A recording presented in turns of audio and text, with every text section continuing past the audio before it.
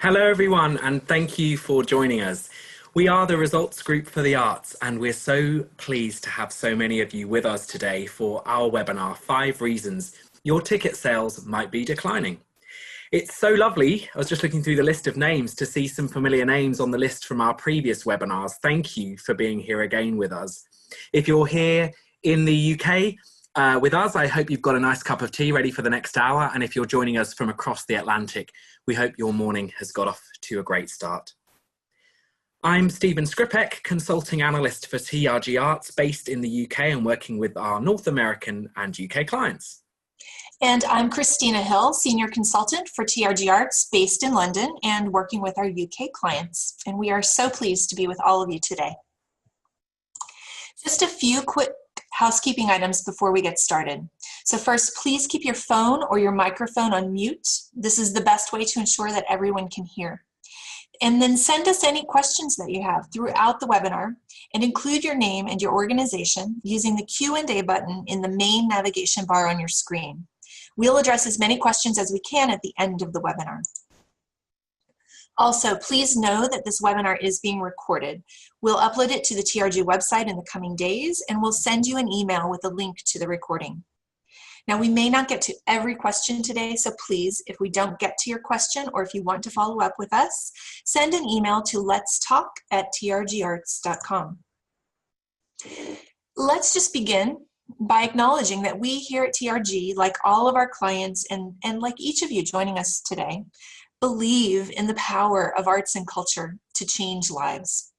We want to see arts organizations like yours succeed and thrive to build a more vibrant arts ecosystem in every community. We work with our clients to build loyalty and create sustainable revenue so that the magic of the arts can continue to flourish. And we believe and we know that patrons can be and are a sustainable source of income. Audiences can help strengthen your organization and allow you to further your mission. Now, why would we call this sustainable income? It's because it's income that your company can earn for itself. And in today's environment, that is more important than ever. And yet, ensuring that our patrons are providing this sustenance sometimes requires thinking differently and acting differently. So how do we know where to start and where to focus? The first place to start is data. Everything we do here at TRG Arts starts with data. We believe in the power of data to motivate action, to provide a roadmap, to strip emotion away from decision making, and also to measure results. We learn from that data in the context of the hundreds of client organizations that we work with and have worked with over time.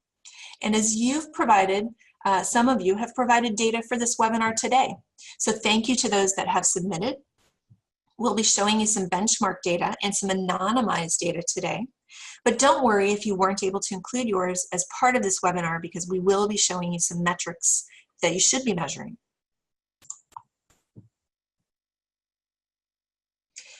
So we also have a team of 45 people across North America and the UK who are passionate about the arts and passionate about data. And we are all proud, self-proclaimed data geeks. We collect and analyze millions of points of data through our client work and through data services, as well as reports that we develop in partnership with the National Center for Arts Research at SMU and with UK Theatre as well. And we are privileged to work with wonderful organisations across art genres in 4 countries, the US, Canada, Australia, and here in the UK. Here's just a few of those that we work with. Not only do we help them build revenue, loyalty, and sustainability, we are constantly learning from our clients and taking that work back into the sector. We're devoted to teaching and giving back to the field, sharing what we've learned over 20 years of consulting. This webinar today is part of that journey. And there are 2 foundational pieces of work that we undertake at TRG that work together to create more sustainable organizations. The first is strategic demand-based pricing. So building your pricing and your scale of house in a way that creates and leverages demand. And this lays the foundation for revenue growth. and then partnering that with the right programs and the right practices, it also lays the foundation for loyalty, because our incentives to purchase early are stronger when pricing reflects demand. The second foundational pillar that creates stronger organizations is building patron loyalty. Deepening relationships with patrons and incentivizing and rewarding loyal behavior builds long-term and sustainable revenue, because loyal patrons are likely to come back, do more, and spend more. They're a renewable resource that can be relied on over time. But now to the topic of today's webinar. There was a lot of response to an article published in the UK earlier this year, which focused on ticket prices being a reason for an apparent slump in regional theatre attendance. This spurred me into writing a blog, which you can find on our website. Now, that blog generated a lot of attention, so we thought we'd use this webinar to look at this topic deeper. As a field, we have a fear about pricing too high, especially with our audience development objectives and our passion to diversify. This doesn't mean everything has to be cheap, but there is a societal impetus on price right now. The thing is, pricing alone does not have an impact. Yes, it can be part of it, but there are other things that we have to look at. Demand and loyalty are both incredibly important. And are you asking the right questions about reaching the right and enough people? And are we investing appropriately for our expectations? Most people don't just walk up to the box office. So before we jump to ticket prices as that cause, let's look at 5 other reasons why you might be seeing a decline in ticket sales. We're going to look deeper into these 5 key areas. A disproportionate focus on new audiences versus retention. A misalignment of marketing expenses where you have demand. The placement of excessively priced seats in furthest reaches of the house. A data permissions rate that doesn't enable you to have multi-channel direct response campaigns. And training your audience to wait for a fire sale. Let's look first to the disproportionate focus on new audiences versus retention.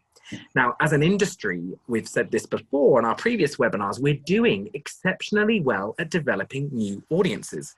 We're going to spend a little bit of extra time on this one as it's so key. And in fact, if there's only one thing you take away from this webinar today, it should be the need to focus and take action on audience retention. Now, you've heard of the 80-20 rule, I'm sure, but the reality that we observe in arts organizations is that we experience more of a 90-10 rule. In TRG's proprietary segmentation model, we track years of customer behavior in recency, frequency, monetary, and growth. Now, on average, across our client base, 90% of our databases that has made a transaction in the last 5 years is made up of what we call triers, and 10% is made up of both buyers and advocates combined. You can see more detail about what these mean on our website.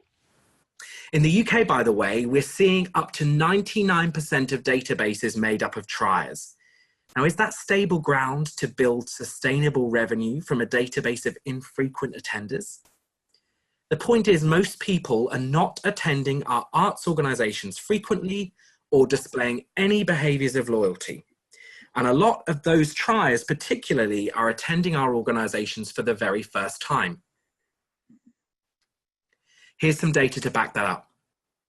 Across a study, that 5-year study of our client base, we see over 5 years, up to 66% of those audiences made up entirely of new patrons to the database. Great news, we're getting new audiences. But of that 66%, how many came back again? Well, not many. An attrition rate of 75%. We're prospecting well, but under retaining. So of that 66% Newtofile patrons, only 25% of those people came back. 75% of them we never saw again over the study period. Now, churn has been much talked about for years, but we're still not focusing on reducing it. So how do you calculate your Newtofile attrition rate? You take a year or a season of Newtofile households. So for example, 2016-17, if that's your season length, how many households were new to file over that study period, new to your database? And then give those people at least 2 years to come back. What number of those people returned? Divide that number that returned by your original figure, and that will give you your percentage of new to file attrition. Now, we asked you for some data to look at your attrition rates as part of this webinar. So we've combined some of that data here and split it between North America and the UK. From your 2016-17 new to file ticket buyers, what proportion of those have not reattended? And here's the North America figure: 82% of 16 to 17 new to file ticket buyers. They've had almost 2 years to come back. We haven't seen 82% of those back through the door. What about the UK? 78%. So UK, you win by 4 percentage points, but of those that submitted data for this webinar, your attrition rates are all above what we see on our client average. So we've got this problem on both sides of the Atlantic, and these numbers mirror what we see when we work with clients every day. We are over prospecting and under retaining. So what are we going to do about it? We talked about it in our last webinar, and we need to take action. What are you saying to these first-time attendees? Think about your organization now. How can you tackle this? What messages are you saying to first-time attenders? What's the first thing you're asking them to do after they've been to your organization? Are you asking for a donation, to complete a survey, buy a membership? I had an experience personally at a venue a few weeks ago as a first-time attender where when I left the theatre, I actually had an email already in my inbox with an ask for all 4 of these points in one email. It's a barrage of asks. The most important thing is to take the step to invite them back fast. Certainly have an email from when I leave the theatre, but not with all of these asks.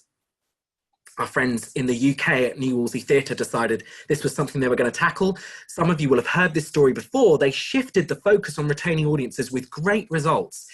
Their figures in 14-15, they had nearly 5,000 households make their first visit, and as if perfectly aligned with our analysis group, 75% of those ticket buyers did not return again that season or in the following year. So the New Wolsey Theatre send a postcard every week, followed by an email the week after to every new to file single ticket buyer, and they continue to implement this strategy today. Following our counsel. The postcard has an image on the front of the most thought-provoking or emotional moment in the show. No logos, no flash, just an image. And on the reverse, an invitation to return with a deep, time-limited discount for a selection of shows. The results, remember, New Wolsey started at 75%. Within a 2-year period, they had moved new to file single ticket buyer attrition rates from 75% to 63%. That's down by 12%. So how would this look with your data? We've picked one of you from our data set. And this example, the attrition rate of new to file single ticket buyers from 16-17 was 81%. Now, what would happen to this particular organization if they reduced their new to file rate by the same as New Wolsey Theatre by 12%? They could have retained 2,782 households, and this is a UK organization. That's £97,000 of additional revenue that would generate. And you can calculate this from your own data.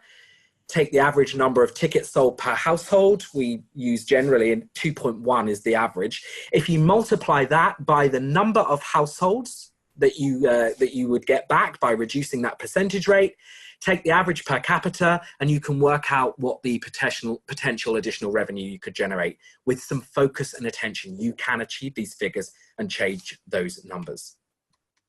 So some tips on new to file attrition: act quickly, make sure that you follow up fast with those first timer attendees.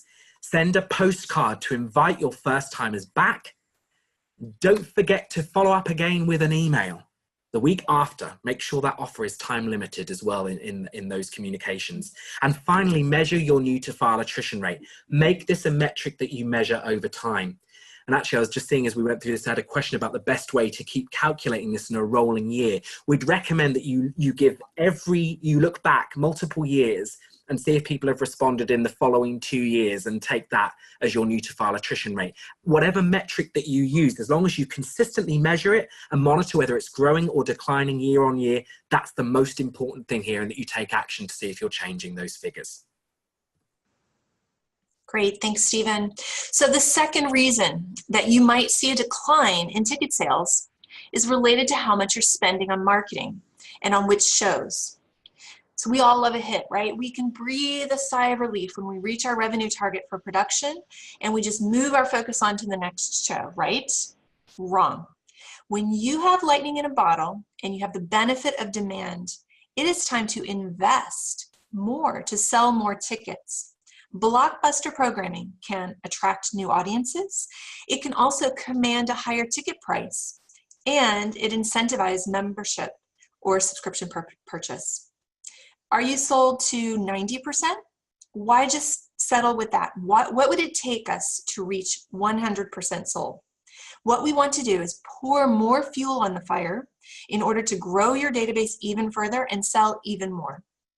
We also have a tendency to focus our attention and our resources on those shows that are struggling, all the way down to the wire. It's important to monitor our cost of sale in these scenarios too, so that we can ensure that we're not throwing good money and time, importantly, after bad with very little ROI to show for it. So this is an example of how we would measure that cost of sale. At TRG, we analyze our marketing expenses using this formula. And cost of sale essentially is expense as a percentage of revenue. So you take all of your marketing expenses, excluding your staff costs, divide that total by the gross box office revenue. That percentage is your cost of sale. And the right cost of sale is going to depend on different factors, but there are some best practice ranges, which we'll share with you. What always holds true is that there should be a relationship between demand and your marketing investment. So let's take a look at the data for one organization with a selection of their lowest and their highest capacity sold productions. The blue bars here represent a percentage capacity sold for each production. You'll see that the 5 lowest demand shows here on the left are all sold to a capacity of less than 20%. But the 2 highest demand shows on the right both sold around 80% of capacity. These are 2 different extremes, and you can imagine data like this for your organization where you might have a range of demand across a season. Now, let's layer on top the cost of sale for each of those productions. Remember, that's expenses divided by gross revenue. So what do we see here? Take a look at these 2 high demand shows on the right. They have a lower cost of sale, and remember the percentage of capacity sold on these. We still had seats left to sell. And with the cost of sale that's so much lower, we are generating far more pounds or dollars to the penny than those lower demand productions. Now let's zoom in on another venue at a high demand production to see what impact additional investment might make. So this organization has a blockbuster. It's a high demand show. It has a capacity sold at 92%. Let's imagine that for the 8% of remaining capacity, all of those tickets are still available to sell. So that leaves us with 430 seats left. Their average per capita revenue or ticket yield for this production was $21. So we know that this organization has an additional revenue potential of $9,056. We know their cost of sale was 13%, so potentially they would only have had to invest an additional $1,177 in order to generate that additional $9,056. So if you knew this information for your blockbuster, how might you change the conversation with that person that holds the key to your budget, or even a touring producer or promoter, to encourage additional investment? And what about the cost of sale percentage? Is 13% typical? So interestingly, across a sample of UK organization data, we do see an average cost of sale of around 13%, just like that previous example. But many of them are below TRG's recommended best practice range of 15 to 25%. This chart shows the average cost of sale across 9 UK organizations over a 1-year period. They're ordered from low cost of sale on the left to high cost of sale on the right, and it ranges from 2% to 28%. Now, typically, we see US organizations are more frequently investing in the best practice range. We see regular underinvesting here in the UK. Yes, but there are extra points to consider, especially in the UK. It's largely a presenting market, and in the presenting market, marketing expenses are not always completely a venue's responsibility. But imagine what growth we might be able to fuel if we invested just a little bit further than what we're investing today, especially on those high demand shows. Measuring cost of sale as a metric can help take emotion out of the decision of when we want to invest further, or even where we want to stop when you can demonstrate that marketing investment is not having the desired impact on the marketplace. So you can see how additional marketing investment can generate further ticket sales. And there's also another point to consider here. With blockbusters, we also typically see high demand productions attract a higher proportion of new audiences. Blockbuster shows are audience builders, audiences which, in time, you can grow to become more loyal across your program.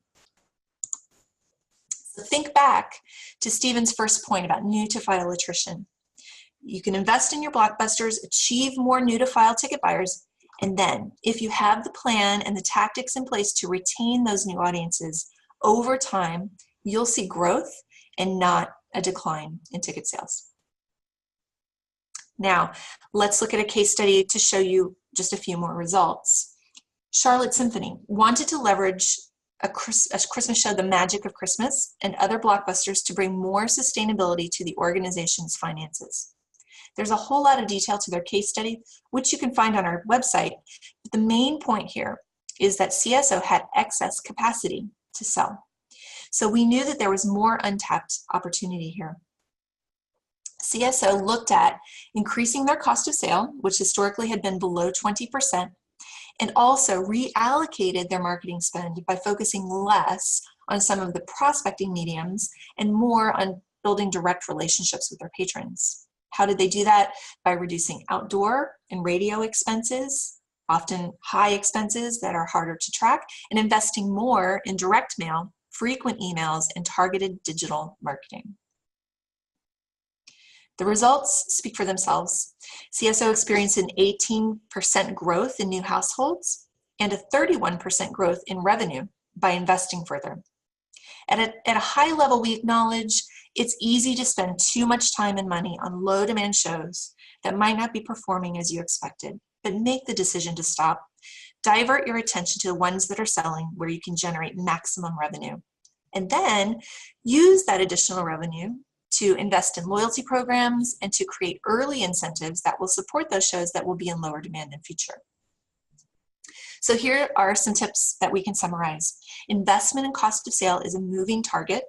It's a planning metric, it's a proportion, and as you sell, it changes. And so should your activity, so monitor it. Measure the cost of sale across each of your productions and events. And then monitor who are your new and existing audiences. And plan to then be ready to invest when you have a blockbuster. So next, let's get to the nub about ticket pricing and our apparent obsession with it. We've tackled two reasons already why your ticket sales might be declining. So you've got a handle on your Newtofile attrition. You're investing in your high demand shows to fuel household growth. Now let's look at another reason, one that I imagine is close to all of our hearts: accessibility. Now, we're all so passionate about it, and I want you to know at TRG, we really ensure that our clients are thinking about this all of the time. But what about the reality of what we see in the data about how those accessible price tickets are selling? When we don't have demand, is price the story? Now, we all know how to calculate a capacity sold metric, but there's more data to look at here. We asked you, as part of the data submission for this webinar, the capacity of and price of your lowest price zone. So we picked one organization, in this particular organization, across their high and low demand shows. We see in their highest demand shows, the lowest price zone sold to a maximum of 69% capacity. So there were still seats available in that price point.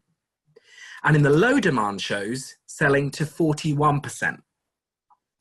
Now, when we undertake our demand management and pricing work, we ingest transaction data over 5 years, but there's often a misalignment of both anecdote and reality when it comes to how price zones are selling. Now, if like this particular example organization, you still have accessible price seats available at both high and low demand levels, how here is price affecting demand? Now imagine the low demand show here, this 41% figure. Is the story that price is a barrier to this? Or should we be more aligned with the reality of particular programming having different levels of demand in the marketplace and sometimes accepting that? If we acknowledge that demand changes, let's use our accessibly priced seats to our advantage. Now, often we have accessibly priced or lower priced tickets in because, yes, we want to entice new audiences with an accessible entry price and have that value proposition in the marketplace. But we're often putting these into restricted view and hard to sell areas. So what if we offer better seats in visible, hard to sell areas to entice new audiences? This will also help the house look better when we are in a lower demand situation by moving seats already sold into areas that are unsold, often down front and sides of the auditorium. Let's look at an example of this at the Palace Theatre, Waterbury in Connecticut. This is what their scale of house previously looked like, a very traditional seating plan with price bands from front to back. There's 3 prices here. Yellow, price level 1, the highest price point. Orange, price level 2, rear orchestra and rear lower mezzanine. And then the upper mezzanine, that lowest accessible price point, all at the rear of the house. Along with many other data points, when we undertake demand management work, we also look at heat mapping as a simple way of understanding how the house would look across a range of events and demand levels. So here, this represents a selection of low demand performances. Imagine them, those seating plans essentially layered on top of each other. The red seats were most frequently purchased, and then the lighter the color, or the more green, the less frequent, with the white seats never being sold for these performances. Now take a look at that lowest price level at the top of the mezzanine here. Some seats sold there, yes, at the front and back. But what about that highest price level downstairs? In low demand, we actually have visible gaps in the house. So we've got people sat in areas of the auditorium with seats to the left and right of them, and in front of them, they're looking at empty seats. So what if we placed sold seats into these areas and offered all price levels on the floor and maybe didn't have the mezzanine on sale? Here's after we rescaled the new fill pattern. And you can see a much improved pattern here, nicely filled from front to back and side to side. So even now in low demand, Palace Theatre can be more confident of perception of success without needing to resort to deep discounting or even comps to fill gaps in the house. And the experience is better for everybody in the house, including the actors on stage. And you can see areas of the house that were previously unsold, they're now filled more frequently, those side areas there in the orchestra and front of the lower mezzanine. And they've opened up to that rear mezzanine still here. So more importantly, moving that lowest price level has actually assisted Palace Theatre in seeing a growth in 25% of average tickets sold per performance. They were able to sell more seats at an accessible price point while still growing their per capita revenue or ticket yield, a success all round.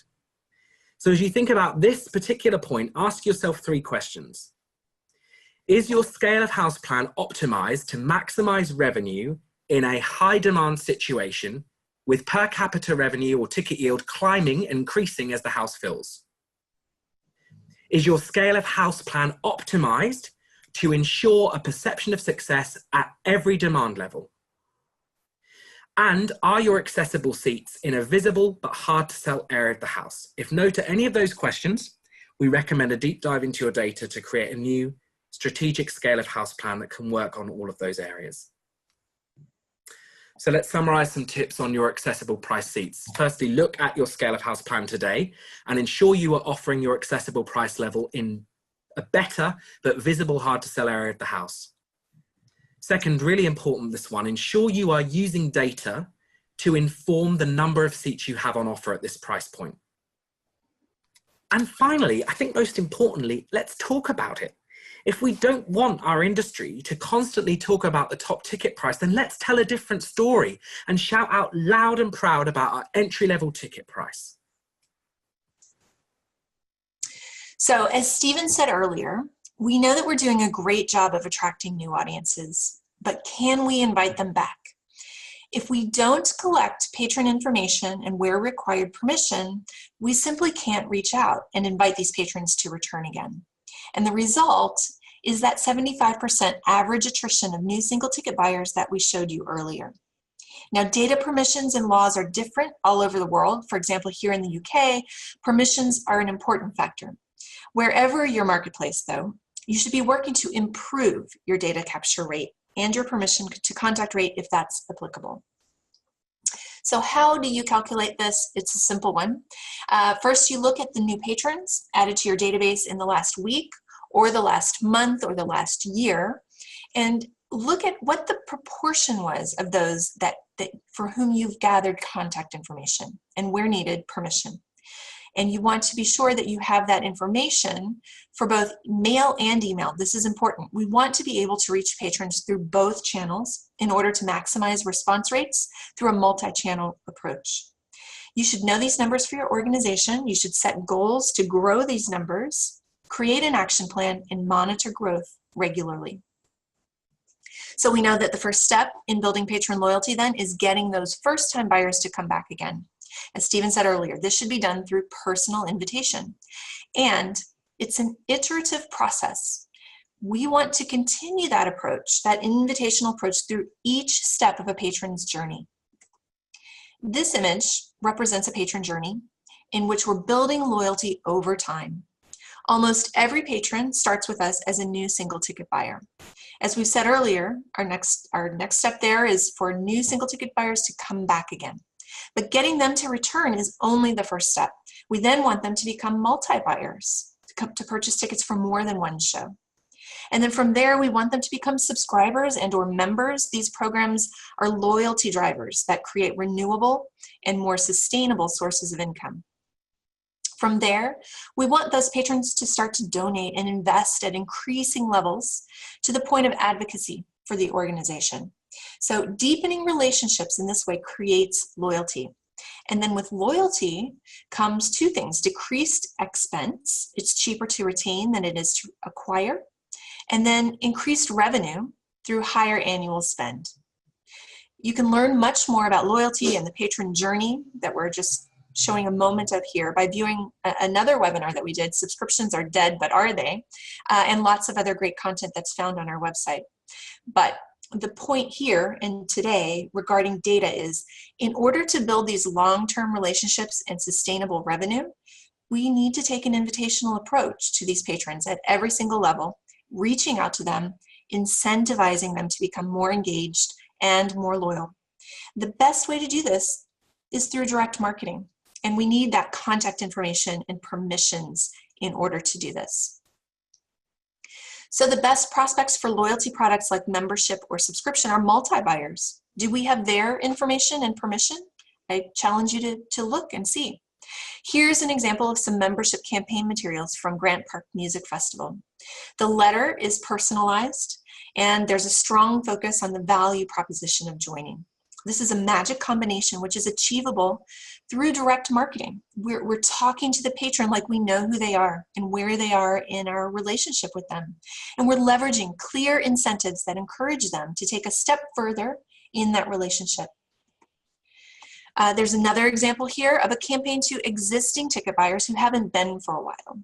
So Cincinnati Playhouse reached out to these folks with a multi-show offer to get them to return. This is a cheap and cheerful postcard, and there were supporting emails. And this simple outreach generated almost 400 reactivated households and over $37,000 in additional revenue. Wow. So let's look at some data then that we have received from our UK webinar attendees today. So an average of 74% of households that booked in 2016-17 cannot be contacted via email. Using this same data from UK webinar attendees, we can estimate then that if only 10% more of those household bookers, those 2016-17 households, could be contacted, we could be generating an additional £169,000 of incremental revenue just by getting those patrons to come back one more time with a targeted offer. But if you're not capturing the data, you can't tell first-time ticket buyers about a future show, and you can't invite them back. So right now we can be sure that probably the folks on the call today are missing out on potential revenue due to lack of contact data and permissions. So take a look. How can you then improve your data capture and permissions rate? Let's look at some tips here that will help us get there. So first of all, measure the data. It's a mantra that we repeat over and over again. What can be measured can be managed. These rates will vary depending on your marketplace, but the key thing is to measure how they're improving. Secondly, ensure that we have clear, easy, and inspirational sign-up methods for every sales channel so that opting in or providing data is as simple and seamless as possible. Experience it yourself as a customer and then improve it. And then finally, empower your box office leadership and sales teams to set goals for increasing those capture and permission rates. Ensure that you're investing in training and incentivizing them to grow those numbers of people that you can contact. Set daily goals or competitions and give small rewards for success. And then when you meet or exceed your big goals, celebrate. Make a big deal out of it. Thanks, Christina. There was just a question actually during that section around ROI stats on those direct mail campaigns. And what I would just say there is that remember that cost of sale metric that we would recommend that you measure, not just on shows, but on also every one of your direct response campaigns. And I know for that particular example, that was, I don't know the exact figure, but in the 20% cost of sale range for Cincinnati. That's why Christina saying about cheap and cheerful is really, really crucial. An expensive postcard, expensive materials don't necessarily increase response rates. We don't see that, but measuring your response rates and cost of sale can help you understand your most successful campaigns in those segments. So we've looked at 4 reasons. Now we're on to our final one. So you've got your scale of house and data permissions in check. You're in low demand. Sales are not looking the way you expected, but it's okay now because your scale of house plan, your house looks good. So what action are you going to take? Now, if you find yourself sending out last minute offers, instead of hitting the panic button, flip that activity around and incentivize your database to be loyal. When marketing messages are reoriented around loyalty with incentives to booking earlier in advance, you can change buying behavior faster than you might expect. Here is an example of an organization with later booking behavior. Now, each of the colored lines here represents the sales pace of different productions or performances, with the number of weeks of sales out from 3 months on the left and the final week of revenue on the right. Now, the key thing to note here is this organization is selling most of their inventory and taking most of their revenue in the last 3 weeks of sales. So think about your own sales pace here. What does yours look like? What would your chart look like here? How would you feel as the marketing director at this organization? At what point will you even know if your campaigns are having the desired effect in the marketplace? When 70% of your revenue is coming in the final weeks. Last minute buying patterns like this lead us to uncertainty and panic, often resulting in wide-reaching fire sales. And those last-minute fire sales only perpetuate late buying behavior and trains patrons to wait until the last minute for discounts. They weaken your message, undermine loyalty, and creates bad habits for your buyers. You may sell tickets, yes, but at what cost? How can you change this behavior, impact revenue results, and drive loyalty all in one go? Here's another example from an organization where we have achieved a change of pace in the cycle of sales by using pricing strategies and early demand indicators. The sales goal line in red here was based on the historical sales trend, which, although it was not as pronounced as the previous example, there was still opportunity here to front load further. Now, with an earlier launch, more frequent direct contact with an early discount offer, you can see in the blue line a clear, steep jump at on sale in revenue, which enabled earlier dynamic pricing implementation, fueling revenue earlier and faster. You know, that successful message starting off earlier in the campaign. Now, if we layer per capita revenue or ticket yield onto this in purple, you can see that dip at on sale there with the early offers and loyalty strategies, and those lower price seats selling, and then a gradual climb during the sales cycle. That's what we want to see, that per capita rising as we go higher in demand levels and closer to the day of production. If you want to make this change in your sales pace, as Christina said, we recommend developing relationships with your patrons through targeted, personalized direct marketing and putting messaging about the value of buying early front and center in your campaigns. Even better, create loyalty products like subscription and membership and use multi-channel, multi-touch campaigns to promote them as the best way to access the best seats at the best price in your organizations. Now, at Tuacahn, they employed an aggressive but targeted multi-channel time-limited early bird offer, which fueled 16,000 tickets and $703,000 of revenue in a 72-hour period with this campaign. And they're big blockbuster titles on here. But by fueling those sales early, they were able to generate additional revenue later in the campaign with higher earlier demand levels and earlier implementation of dynamic pricing with a scale plan that naturally increased that per capita revenue. Now, lots to think about. So let's loop this all back and look at this with our per capita metric, that metric I just mentioned in mind, your per capita or ticket yield. We go on sale with all price levels, using a low price to satisfy those who are price sensitive and for you to promote in your marketplace and to fill highly visible but hard to fill areas. And we continue to amplify our accessibility message. We fuel our campaign with early buy incentives and messaging that promotes buying early for the best price, with direct response campaigns with our ever increasing data capture and permissions rate. As the sales cycle continues, we'll use data to monitor our cost of sale, not just on the production, but also of our individual campaigns. We'll invest further where we see demand and appropriately where we do not have demand. And as demand increases, the inventory that's released is at the higher price levels, and you engage dynamic pricing practices, these two blips here in the per capita revenues where dynamic pricing is introduced, and you use data to inform what works best here for your organization. And finally, you commit to no further discounting late in the sales cycle. After all of that, you'll contact your Newtofile single ticket buyers fast after the event and be on your way to growth. And really interestingly, during that section, two questions popped up about surveys. Your Newtofile single ticket buyers, imagine this is a date, your first date. Is the first thing that you would do after a date with someone, the first time you meet them, send them a survey to ask them, how did I look? How was my outfit? How was the meal? Rate me on a scale of 1 to 5. No, the first thing we want to say back is thank you. Thank you. And please, can we do that again? And it's exactly the same with the type of relationships that we want to develop with our audiences. So some tips on changing buying behavior. Employ early bird incentives to drive purchase. Lean in hard on your loyalty programs, membership and subscription if possible. But remember, you need to manage multi-buying behavior and monitor it closely if you only have a membership program. Membership does not necessarily encourage multi-production attendance. Subscription is the only way to do that. Promote front and center in all of your literature, demand-based pricing, and that message of booking early for the best prices. And stop, if you do nothing else, stop offering fire sales.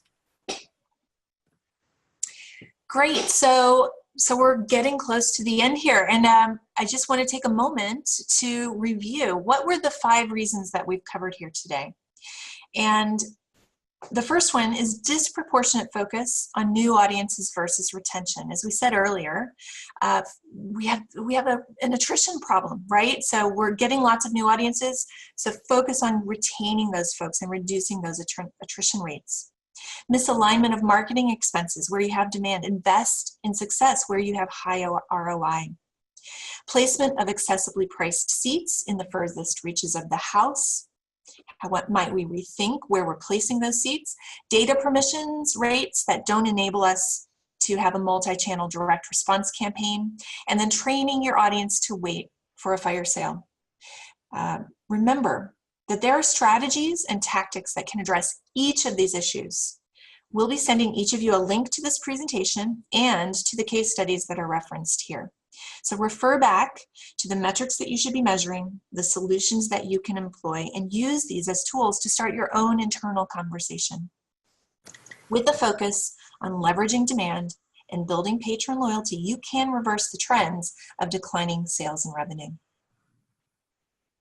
Thank you, Christina. Now, I want to acknowledge that we know all of you are operating very different organizations across multiple continents and with different practices.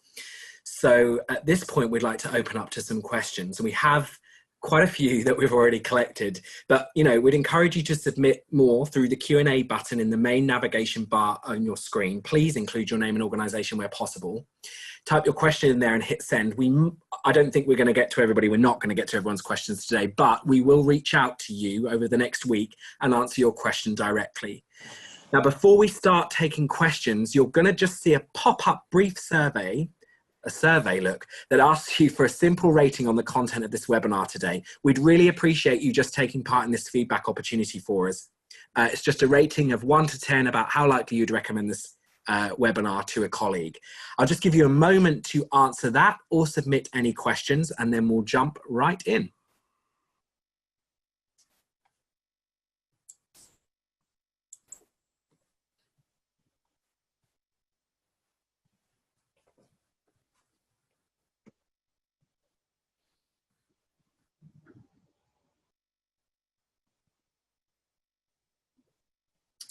Okay, quite a lot of you have answered that poll. Thank you very much. I think we are pretty much done there. Thank you. So questions. Thank you to those that have joined.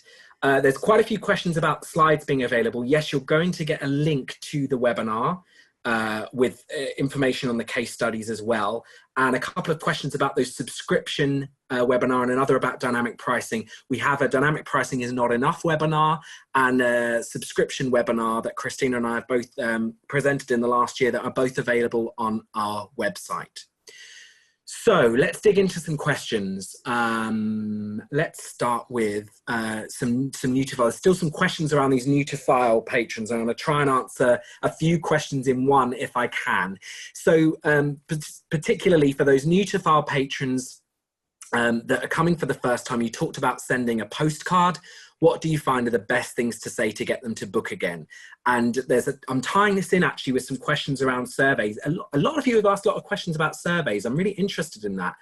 And I would start to say the first thing that we want to do with Newtofile patrons, if they're first time attenders, is to thank them for coming and remind them of the wonderful experience you had together. Think about this human connection dating analogy that you've gone on a first date with.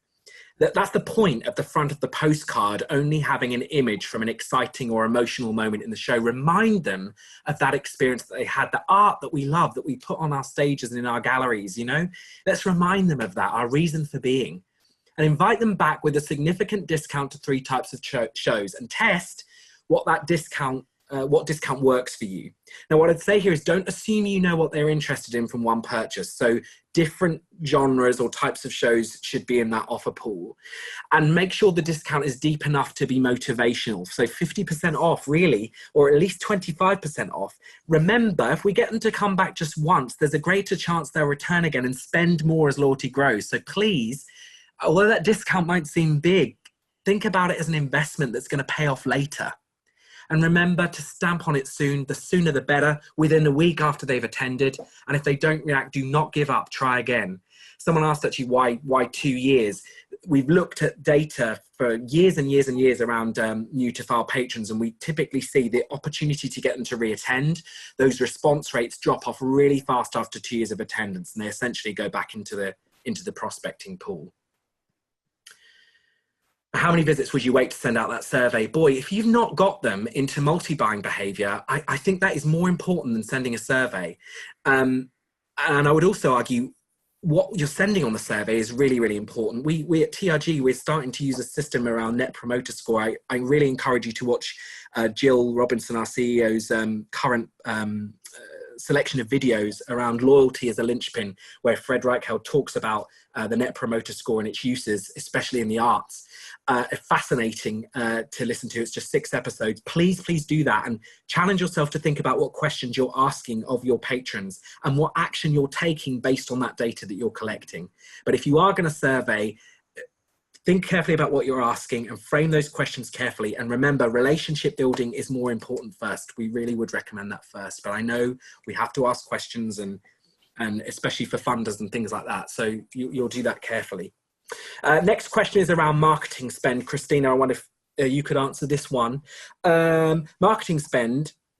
Is it better to spend earlier or make sure that the marketing spend is going through to the end of the final performance? And there's a few other questions, Christina, here, which is around lead time to make adjustments to media buys, like how you plan that into the way, and how contemporary or challenging content often needs marketing spend but doesn't deliver huge audiences. So how do we still acknowledge that at the other end of the scale? So there's quite a lot there, I think, around spend and allocating it to different demand levels. Absolutely. Okay, sure. I'm happy to take that. So spending earlier or spending through the end of the final performance. So spending earlier is really important, right? So we want to invest to drive early sales. We've talked a lot about that here. We want to incentivize and reward early commitment, because early sales early demand can drive long-term demand, which can result in higher revenue when we are in demand. And we can also help to front load performances and then monitor to see how sales are going. And if they're not selling quite as quickly, then we'll know that a little earlier. But coming back to loyalty programs, membership and subscription are really great for this. You should have a separate budget line item for these programs.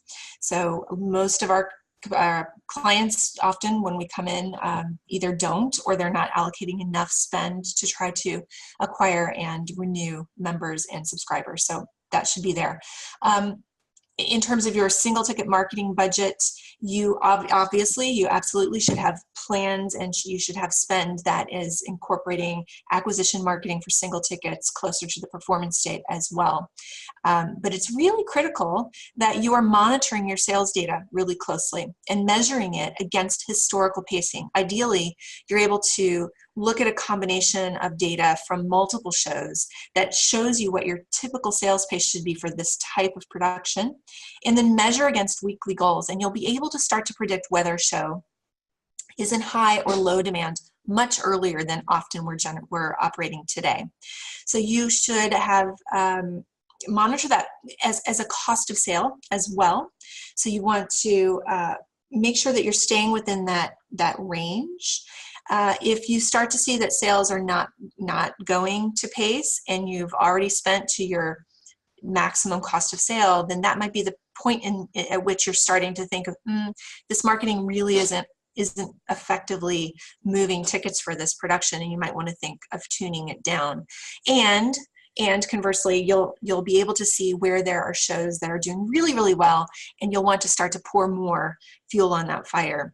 But ultimately, it's all about measuring the data, looking earlier, driving early sales, and then being sure that you're adjusting appropriately. And that cost of sale measurement can really help you do that. That's why we look at cost of sale, not just ROI. Thanks, Christine. There's a few more questions interesting all around this particular marketplace. There's several people here that have commented on particular production where sales aren't going well so far, but a similar production has done well in the past. What should I do? You know, should I stop investing and focus on the shows that would sell? And this goes back to what Christine was talking about monitoring your sales and using data to understand demand. So actually, one person said that we're selling a blockbuster now. Now, we can't predict whether something, we can, I mean, if it's Hamilton or Wicked, right, we can predict it's going to be a blockbuster. But most of the time, we're not always right about what levels of demand we're going to expect. Using data to inform your projection is really, really important. But you can still, I don't know how many weeks out some of you are with these productions, you can still execute targeted offers 6 to 8 weeks prior to the show to try and build momentum. But make sure you're picking those segments carefully and aligning the messaging around their loyalty in the process of it. So it doesn't look like we're desperate to sell and we're just sending this to you because we think you should have that. If you're 4 to 5 weeks out or less from the performance and the show's not moving, then really it's time to consider that you might just need to let it live its best life and be what it is. That's hard. And think also, there's another question here about how do you explain that to artistic and leadership, right? How do you explain to an artistic director that we're not going to carry on selling your show? I mean, I know personally what that's like. But there are other ways to measure the success of a production than revenue. And if we only make revenue and whether we hit goal or not our only metric, we're not setting ourselves up for a great conversation. Sometimes programming really resonates with our subscribers or members, but doesn't have that popular appeal in the marketplace that brings in new ticket buyers. That's okay. We just got to recognize and act on the fact that some shows can drive more revenue. And if we're earning as much as possible from our blockbusters when we have them, we have room to invest in the less popular productions that have huge value from a mission or loyalty perspective. The key thing sometimes is to say it's okay to not have demand. The problem is when the house looks like that original example from Palace Theatre Waterbury and the others that we've done where people are spread all over the house. The perception of success isn't great. It doesn't feel good. Everybody's worrying about how it feels and people are moving when the show starts. Make it look as good as it can do. Measure your metrics so that you know and can understand the impact of your marketing campaigns so that you can be data-led with the decision. And if it's difficult conversations are there to be had, you've got to put data in front of people. That takes all emotion out of the decision. Gather the right data points, those metrics, and use that to inform your decision-making. There's another, Christine, I wonder if you'd add to this actually, because there's another, which is to say I've got a blockbuster, but I can't spend any more money on our marketing. I don't have the budget. Yes. Yes, we encounter that all the time.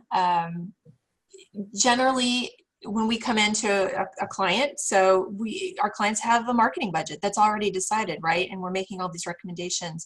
But the first thing that you can do is really start to look at how you're spending the budget that you have. And so the first thing I would do is look at what you're spending per production from a cost of sale perspective. Often we budget equal amounts on shows across the season, maybe regardless of revenue projections. We see that sometimes. How can we right-size that spend? And how can we right-size that in particular to support your blockbuster? So almost every organization has at least one blockbuster. The Christmas show, Panto, Christmas is usually the thing.